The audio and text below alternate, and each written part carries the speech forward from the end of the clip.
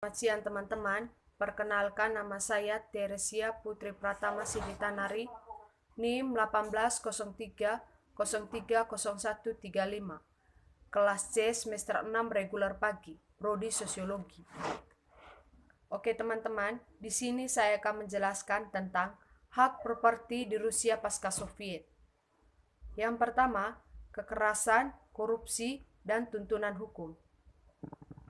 Di seluruh dunia, perusahaan menerapkan berbagai strategi untuk mengamankan hak milik, sebagaimana diakui sejak pekerjaan perintis. Banyak dari strategi ini tidak bergantung pada lembaga hukum formal. Perusahaan beralih ke litigasi atau penegakan hukum hanya sebagai pilihan terakhir. Lebih memilih alih-alih menyelesaikan konflik atas dasar hukum pribadi dan norma informal. Tetapi, dalam kondisi tertentu, perusahaan menghindari legal formal institusi yang mendukung strategi yang lebih jahat.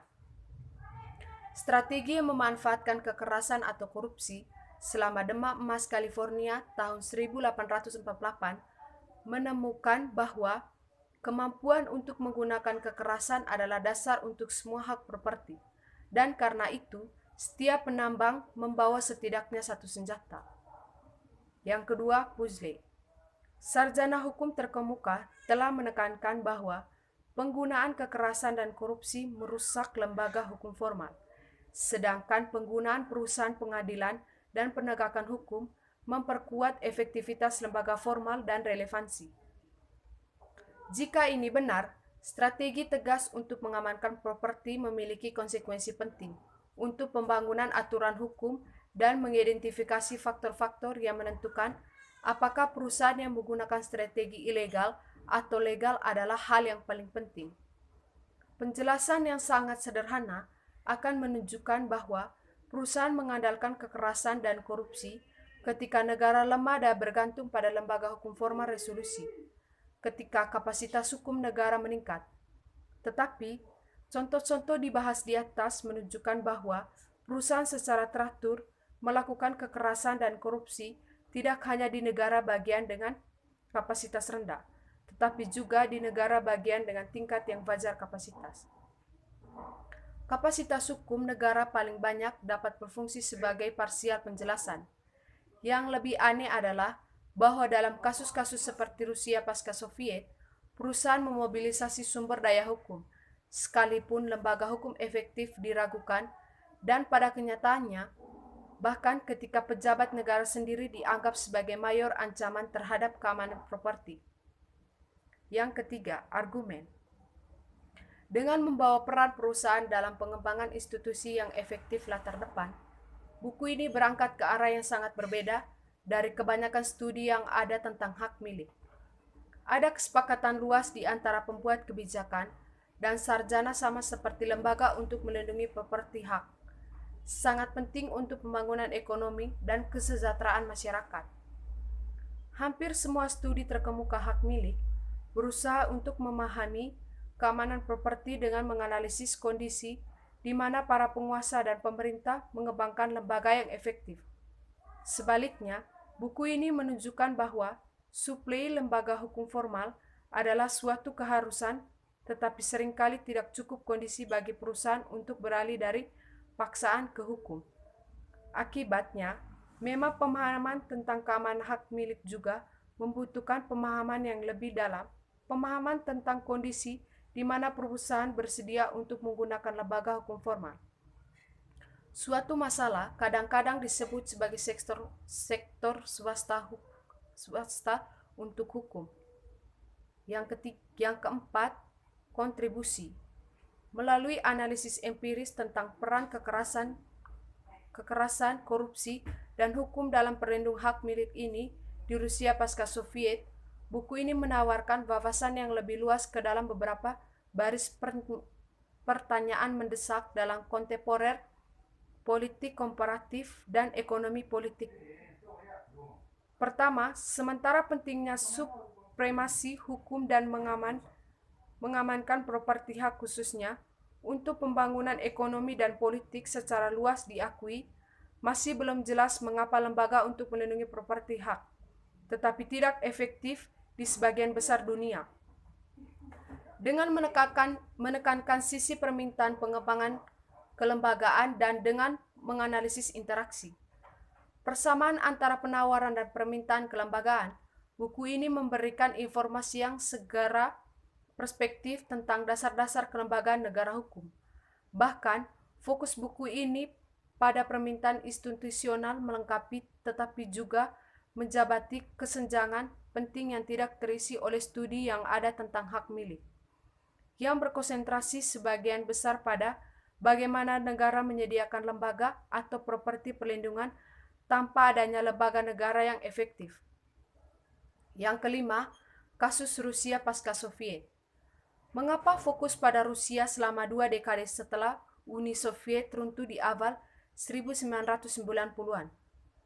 Teori permintaan institusional berkembang menawarkan wawasan umum tentang interaksi antara negara kapasitas, hukum, hambatan sisi permintaan, dan efektivitas alternatif kepada lembaga hukum formal. Namun, era pasca Soviet Rusia, sewaktu-waktu perlu dicatat bahwa model-model ini berfokus pada pengaruh aktor swasta, baik sebagai pemilih atau pelobi, tentang pembentukan lembaga formal daripada penggunaan lembaga oleh perusahaan. Ada juga literatur empiris kecil tentang tuntunan hukum dalam bentuk sektor swasta untuk melobi reformasi kelembagaan di Rusia, khususnya selama periode awal Putin 2000 sampai 2003. Jones Luong dan Marcus menawarkan analisis luas tentang strategi informasi dan formal untuk mengamankan properti, tetapi berfokus pada efektivitas berbagai strategi, bukan pada faktor-faktor yang berkontribusi pilihan strategi perusahaan. Periode di mana Rusia sedang mengalami transformasi dramatis dari ekonomi komando sosialisasi ke ekonomi pasar. Penawaran khusus sangat mencerahkan wawasan tentang permintaan kelembagaan. Yang keenam, pasokan dan permintaan kelembagaan di Rusia. Teori permintaan institusional yang diperkenalkan di atas menawarkan umum wawasan tentang hubungan antara kapasitas hukum negara, sisi permintaan hambatan, efektivitas alternatif lembaga hukum formal, dan strategi keamanan properti perusahaan. Rusia sangat cocok kasus untuk pembangunan teori, karena di beberapa negara dapat sedemikian luas strategi keamanan properti ditemukan dalam rentang waktu yang relatif singkat dekade. Evolusi dalam strategi perusahaan Rusia untuk mengamankan properti dari waktu ke waktu dan variasi dalam strategi di berbagai jenis perusahaan memberikan bahan yang menjanjikan untuk mengembangkan hipotesis tentang faktor yang mendasari tuntunan kelembagaan. Yang ketujuh, faktor penjelasan lainnya. Banyak faktor yang mempengaruhi strategi keamanan properti perusahaan, dan tidak ada kesalahan kerangka kerja GLE dapat mencakup semuanya. Di sini membahas 3 tambahan faktor penjelasan dan memperjelas hubungannya dengan analisis. Faktor-faktor tersebut adalah transformasi norma budaya, efek dari peningkatan kompleksitas dan pembangunan ekonomi, dan peran strategi organisasi kriminal dan oligarki. Yang kedelapan, prospek aturan hukum di Rusia. Bagian ini beralih ke hubungan antara strategi keamanan properti GS, kapasitas hukum negara, dan profesi supremasi hukum di Rusia. Sementara negara hukum cita-cita yang tidak ada, tetapi ada perkiraan yang lebih baik di beberapa negara daripada yang lain. Seringkali didefinisikan sebagai sistem di mana hukum adalah pengetahuan publik, jelas artinya dan berlaku sama untuk semua orang. Banyak sarjana tertekankan secara khusus bahwa klausul penerapan yang sama untuk semua. Dalam hal tersebut, definisi menyiratkan bahwa para penguasa juga terikat oleh dan tidak mau atau tidak dapat terlibat dalam pelaksanaan kekuasaan yang sebenang-benang.